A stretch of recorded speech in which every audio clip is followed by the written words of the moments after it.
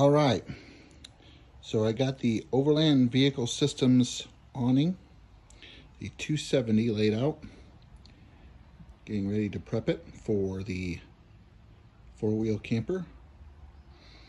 Just got it all kind of laid out, just doing a little prep work, kind of checking things out, nuts, bolts, doing a little inventory. To mount the camper to the awning to the camper rather, I actually ordered a set of the Mule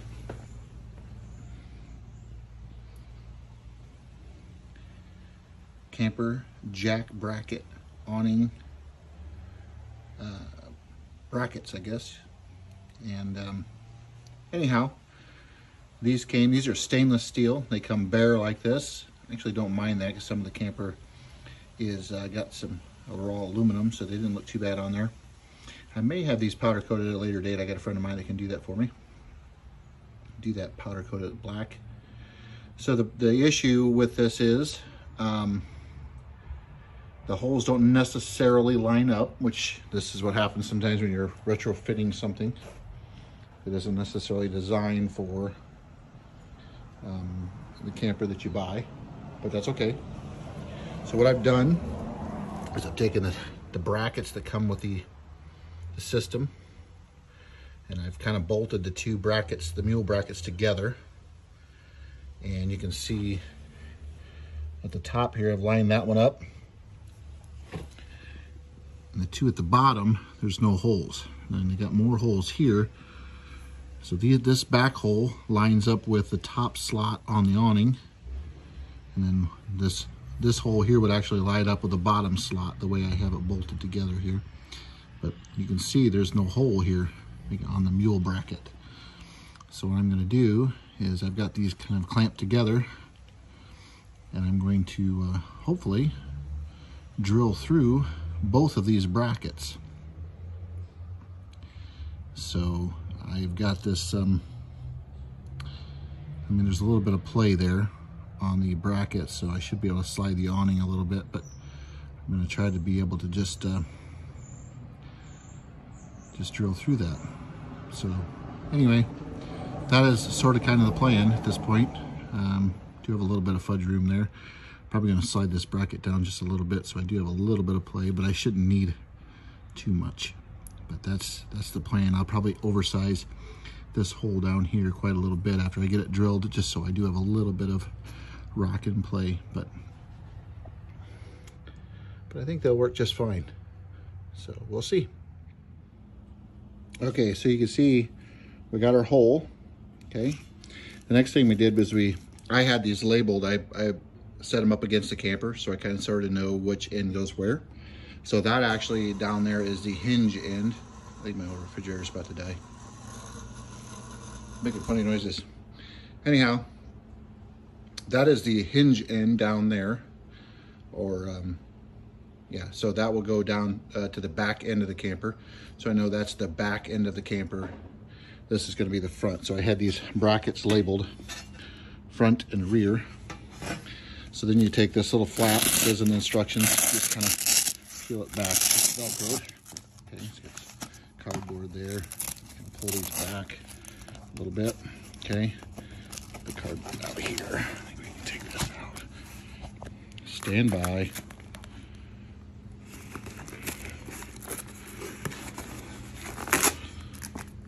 Anyhow, okay. And then you just slide the bolts in the track. So I need 2 bolts on the top, and then I need 1 on the bottom.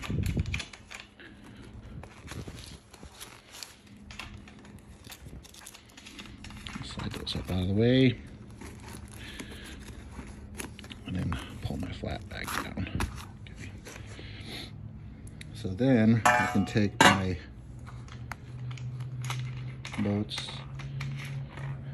I just lined up my bottom hole there, and then those line up at the slots, and then I could put my washers and my nuts on there loosely. I'll show you what I did at the other end. So just done loosely, and that's it. And then I will tighten those down just a little bit, just so I can still slide this back and forth. And just a little bit, and then I'll get a rough measurement of where I need to be. But I still will have to be able to slide the brackets over top of the bolts that are on the jack brackets just a little bit. These, looking at this the other day, these are for the holes. These are for the holes where it actually bolts through the brackets, and these are for the lags where it's actually lagged to the camper. So I still have to be able to get these brackets, these awning brackets, past those. So I can't fasten those down too tight, but I definitely don't want the awning to fall off. So anyways, that's what we got. Okay guys, we finished the install this past week on the awning. I just want to talk about a few things. So in the previous part of the video, you're going to see the mule brackets kind of mounted. I ended up flipping those around, putting one on the other end, or just flipping them on the ends.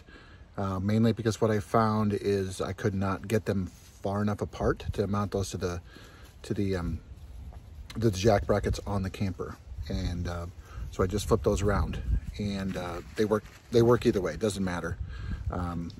I've got them mounted to the camper, and then I got the awning mounted. I made a few adjustments just to get the awning on the camper, everything tightened down, and I'll talk about a few things that we ran into as we kind of walk through the awning. We're actually at a little campground locally, and we're just set up for the weekend, just kind of relaxing for the weekend, just trying to get a few last nice days in before the snow flies here in first part of November. So anyhow, I apologize if there's any background noise or any wind, but it is what it is. So I'll walk you through it. Okay, so here you can see the mule brackets. They are on. Everything's tightened up. I just used the bolts that came with the jack brackets for the camper. They worked really well. Gotten everything tightened down. You see them sort of, if you can focus behind there. Everything tightened up really well. What I ended up doing is I just took a few measurements for the end of the camper down here, and it just overhangs the back end of the camper just slightly. And basically what it is I put the bracket just to where it butts up against the bracket on the back side of this, where it holds the swivel part. And then this portion just kind of overhangs the back of the camper. So that's just as far as you can take the mule bracket on this particular awning. So works just fine.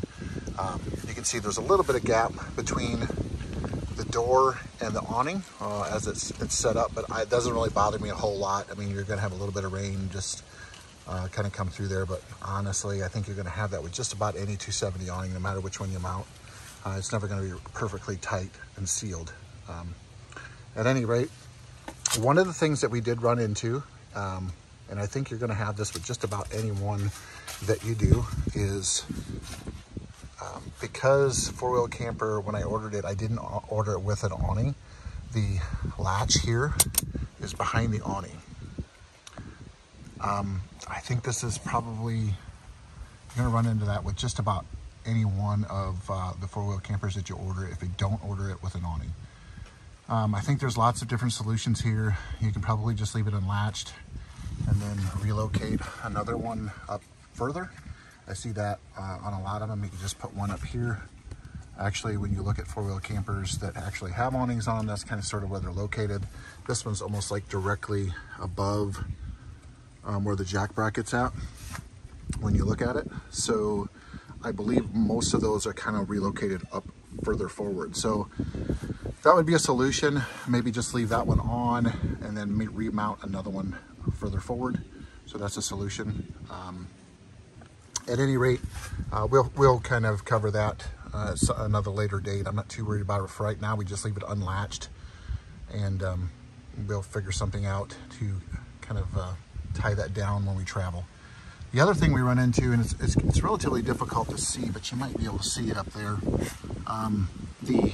The bolts, you just see it beyond up there. There's the bolts that stick through right there. And those are just some short bolts that where you mount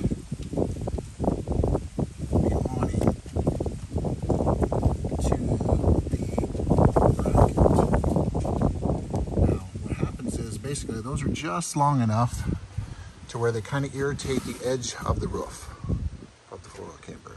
So what I'm going to have to do is I'm going to have to probably just trim the ends of those off. Now it doesn't bother it on the other end, down at the other end down here.